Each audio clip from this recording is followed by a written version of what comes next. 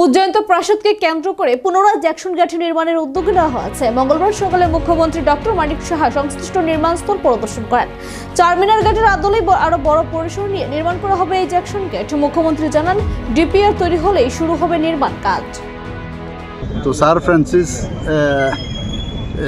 Jackson ওনাকে welcome করার জন্য এটা বানিয়েছিল। উনি এসে এত প্লিজড হয়েছে, এত সুন্দরভাবে কী করে বানালেন। এবং আমরা যখন আগে চিলড্রেন্স পার্কে খেলাধুলা করতাম, আমরা কিন্তু বৃষ্টি পড়লে এখানেই দাঁড়িয়ে থাকতাম ছোটোবেলায়।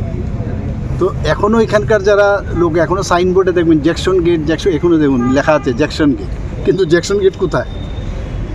তো 1981-এ তৎকালীন নিপেনবাবুর সময় মানে লেফট ফ্রন্টের সময় এটাকে ভেঙে দেওয়া হয়।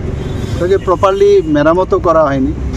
তো খুব সম্ভব ওনারা বোধহয় যেহেতু আস্তে আস্তে করে বড় বড় গাড়ি আসা শুরু করলো, তো যেতে অসুবিধা হয়, তো এগুলো ভেঙে দেওয়া হয়েছে। এটাকে রাজাদের অনেক কাহিনী কিন্তু ওরা নষ্ট করেছেন, আর আমরা এসে এদেরকে মানে সম্মান দিচ্ছি। এদিন মুখ্যমন্ত্রী আরো জানান, এখন ডিপিআর তৈরি করা হবে। জ্যাকসন গেট নির্মাণের জন্য বাজেটের কোনো সমস্যা নেই। এটি নির্মাণ করতে খুব বেশি সময় লাগবে না বলেও জানান মুখ্যমন্ত্রী। তিনি আরো জানান, একটু বড় পরিসরে গড়ে তোলা হবে জ্যাকসন গেট।